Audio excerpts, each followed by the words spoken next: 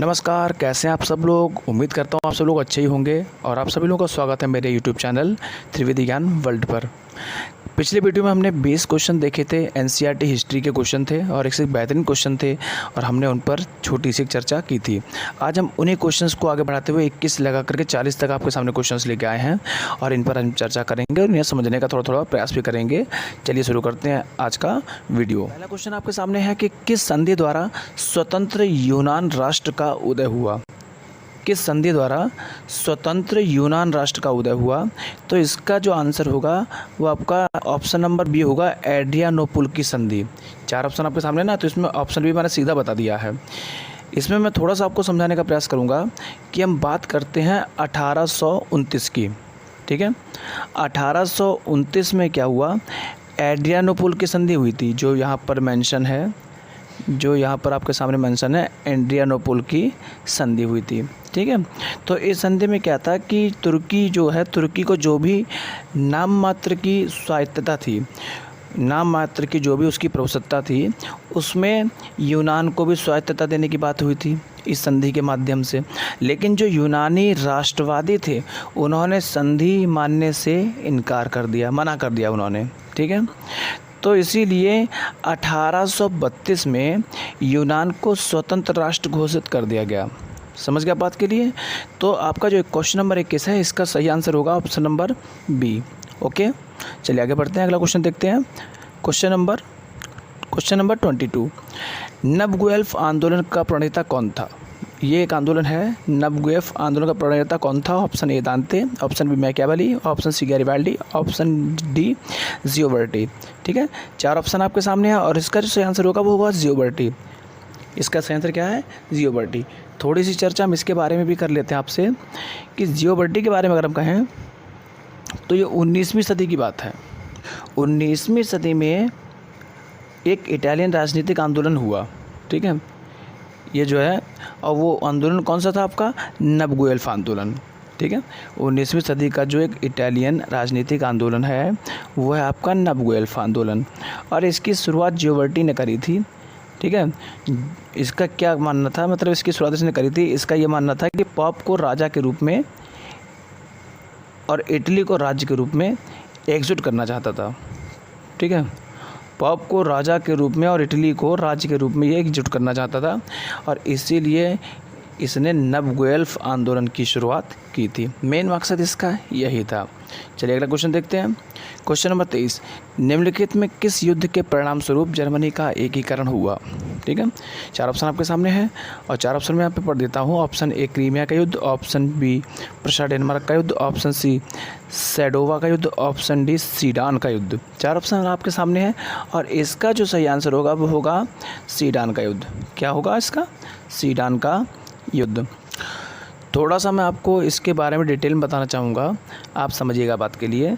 यहाँ पर आपका आंसर है ऑप्शन नंबर डी, सीडान। ठीक है, तो सीडान युद्ध के बाद क्या हुआ था, दक्षिण जर्मनी के 4 राज्यों बवेरिया, बादेन, वुटरबर्ग और हेंस, ठीक है, को जर्मन संघ में शामिल कर लिया गया और इसे जो है जर्मन साम्राज्य एक नया नाम दिया गया। 4 राज्यों को जर्मन संघ में शामिल किया गया और जर्मन साम्राज्य एक नया नाम दिया गया। ठीक है, और प्रशा का राजा जर्मनी का भी शासक घोषित हुआ। जो प्रशा का राजा था वो जर्मनी का शासक घोषित हुआ और इस प्रकार जो है 18 जनवरी 1817 में एकीकरण हुआ। ठीक है, 18 जनवरी 1817 में एकीकरण हुआ इसका। चलिए आगे बढ़ते हैं। क्वेश्चन नंबर 24 आपसे पूछ रहा है, निम्नलिखित में से किस वर्ष अलेक्जेंडर चिपसिलांटी के नेतृत्व में यूनान में विद्रोह हुआ।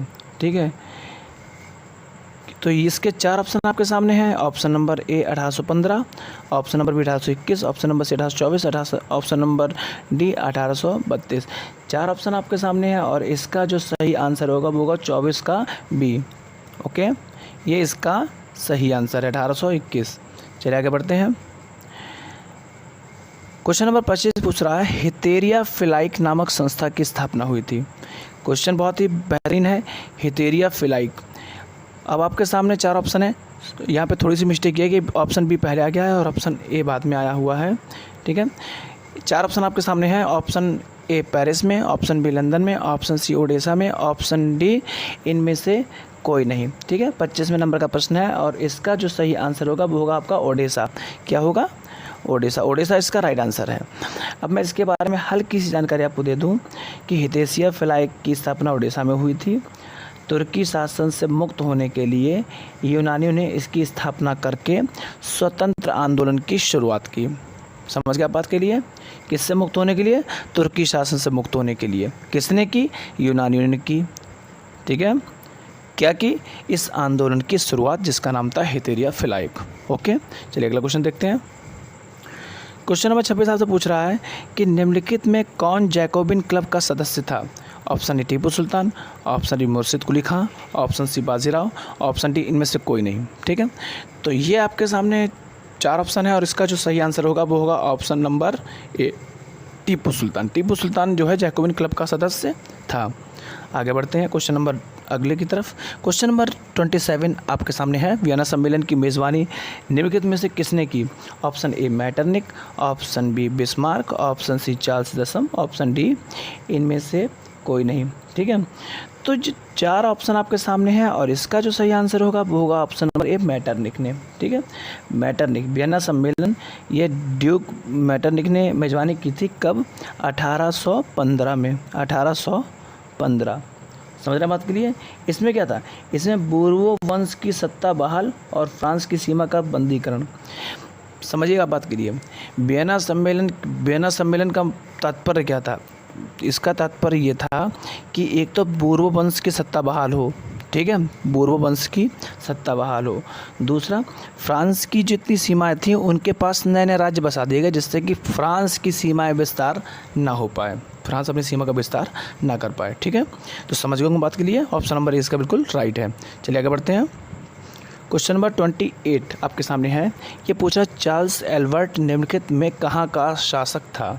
चार्ल्स एल्बर्ट निम्नलिखित में कहाँ का शासक था? Option A Sardinia Piedmont, option B Poland, option C Hungary, option D यूनान। 4 ऑप्शन आपके सामने हैं और इसका जो सही आंसर होगा वो होगा आपका ऑप्शन नंबर ए सार्डिनिया पिटमाउंट। ठीक है, ये इसका सही आंसर है। ये क्वेश्चन नंबर 28 था। चलिए आगे बढ़ते हैं क्वेश्चन नंबर 29 तरफ। क्वेश्चन नंबर 29 पूछ रहा है आपसे फ्रांस में नेपोलियन संहिता किस वर्ष लागू की गई? फ्रांस में नेपोलियन संहिता किस वर्ष लागू की गई थी? थोड़ा सा इसके बारे में आपको बता दूं। ठीक है, ये जो नेपोलियन संहिता है इसको नेपोलियन कोड भी कहते हैं। ठीक है, क्या कहते हैं? Napoleon code. ठीक है, इसमें क्या प्रावधान था कि जन्म के आधार पर विशेषाधिकार खत्म कर दिए और धर्म के आधार पर स्वतंत्रता प्रदान की गई। ठीक है, यानी कि जन्म के आधार पर किसी को विशेष अधिकार प्राप्त नहीं हो सकते हैं, धर्म के आधार पर व्यक्ति स्वतंत्र होगा। ये फ्रांस में नेपोलियन संहिता की नियम थे, यानी कि नेपोलियन संहिता के द्वारा ये प्रावधान किया गया था। ठीक है, चलिए अगला क्वेश्चन देखते हैं। अगला क्वेश्चन क्या है? Question number 30। क्वेश्चन नंबर 30 आपसे पूछ रहा है हंगरी की अधिकांश जनता कौन सी भाषा बोलती थी? तो यहाँ पे आपके सामने 4 ऑप्शन है। ऑप्शन ए तावली, option B Magyar, option C French, option D Polish. तो इसका जो सही आंसर होगा वो होगा आपका मैग्यार। क्या होगा? मैग्यार। मैग्यार जो है ऐसी भाषा है जो हंगरी की अधिकांश जनता बोलती थी। चलिए अगला क्वेश्चन देखते हैं। क्वेश्चन नंबर 31 आपसे पूछ रहा है नेपोलियन ने जर्मनी में किस संघ की स्थापना की? नेपोलियन ने जर्मनी में किस संघ की स्थापना की थी? ऑप्शन ए ट्रांसपेडेन संघ, ऑप्शन बी सिसेलपाइन संघ, ऑप्शन सी राइन संघ, ऑप्शन डी इनमें से कोई नहीं। 4 ऑप्शन आपके सामने हैं और 31 का जो सही आंसर होगा वो होगा आपका ऑप्शन नंबर सी राइन संघ। ठीक है, राइन संघ। चलिए आगे बढ़ते हैं। क्वेश्चन नंबर 32 वियना सम्मेलन का आयोजन किस वर्ष हुआ था? Option A 1804, option B 1805, option C 1815, option D 1830 में। 4 ऑप्शन आपके सामने हैं और इसका जो सही आंसर होगा वो होगा 1815। क्या होगा इसका सही answer? 1815। Sorry for that this mistake. 1815 ये इसका सही आंसर है। चलिए अगला क्वेश्चन देखते हैं। क्वेश्चन नंबर 33, किस वर्ष गैरिबाल्डी ने रोम पर आक्रमण करने की योजना बनाई? किस वर्ष गैरिबाल्डी ने रोम पर आक्रमण करने की योजना बनाई? Option A 1862, option B 1870, option C 1872, option D 1876। 4 option आपके सामने हैं और इसका जो सही आंसर होगा वो होगा ऑप्शन नंबर ए। क्या होगा इसका? ऑप्शन नंबर ए 1862। चलिए आगे बढ़ते हैं। क्वेश्चन नंबर 34, बोर्बो राजवंश का शासन किस देश में था? बोर्बो राजवंश का शासन ऑप्शन ए रूस में, ऑप्शन बी इंग्लैंड में, ऑप्शन सी फ्रांस में, ऑप्शन डी अमेरिका में। तो इसका जो सही आंसर है वो है आपका फ्रांस में। किस में था? फ्रांस में था। चलिए आगे बढ़ते हैं। वीडियो ज़्यादा लंबा ना हो इस दृष्टि से मैंने इसे बनाया हुआ है, ठीक है।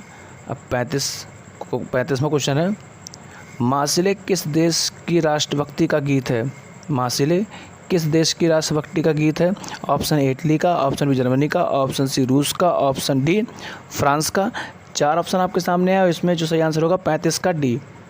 क्या होगा? 35 का डी। ये आपका राइट आंसर होगा, फ्रांस का। मासिले किस देश की राष्ट्रभक्ति का गीत है? फ्रांस का। चलिए आगे बढ़ते हैं। 36 नंबर क्वेश्चन, सन 1870 में फ्रांस और प्रशा के बीच युद्ध कहाँ हुआ था? सन 1870 में फ्रांस और प्रशा के बीच युद्ध कहाँ हुआ था?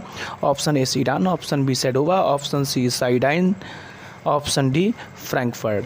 तो 36 नंबर का जो क्वेश्चन है इसका सही आंसर होगा सीडान। क्या है? सीडान। चलिए आगे बढ़ते हैं। 37 नंबर क्वेश्चन देखिए, राष्ट्रवाद की अवधारणा का जन्म किस घटना से माना जाता है? राष्ट्रवाद की अवधारणा का जन्म किस घटना से माना जाता है? ऑप्शन ए पुनर्जागरण, ऑप्शन बी धर्म सुधार आंदोलन, ऑप्शन सी फ्रांस की क्रांति, ऑप्शन डी गौरवपूर्ण क्रांति। 4 ऑप्शन आपके सामने हैं और इसका जो सही आंसर होगा वो ऑप्शन नंबर सी फ्रांस की क्रांति। ओके। क्वेश्चन नंबर 38, मैटरनिक कौन था? ऑप्शन ए रूस का जार, ऑप्शन बी ऑस्ट्रिया का चांसलर, ऑप्शन सी फ्रांस का सम्राट, ऑप्शन डी प्रशा का चांसलर। 4 ऑप्शन आपके सामने हैं और इसका जो सही आंसर होगा वो होगा ऑप्शन नंबर बी ऑस्ट्रिया का चांसलर। ऑस्ट्रिया का चांसलर। क्वेश्चन नंबर 39, इटली की स्थापना किसने की? ऑप्शन ए काबूर ने, ऑप्शन बी मैजनी ने, ऑप्शन सी बिस्मार्क ने, ऑप्शन डी गैरिबाल्डी ने। 4 ऑप्शन आपके सामने हैं और इसका जो सही आंसर होगा वो होगा मैजनी। क्या होगा? मैजनी ने की थी। ओके। और आज की वीडियो का लास्ट क्वेश्चन है बहुत ही बेहतरीन, यंग यूरोप की स्थापना कब हुई? ए 1928 ईस्वी में, बी 1929 ईस्वी में, सी 1930 ईस्वी में, डी 1935 ईस्वी में। 4 ऑप्शन आपके सामने हैं और इसका सही आंसर होगा वो होगा ऑप्शन नंबर ए। क्या होगा? ऑप्शन नंबर ए 1928 ईस्वी में।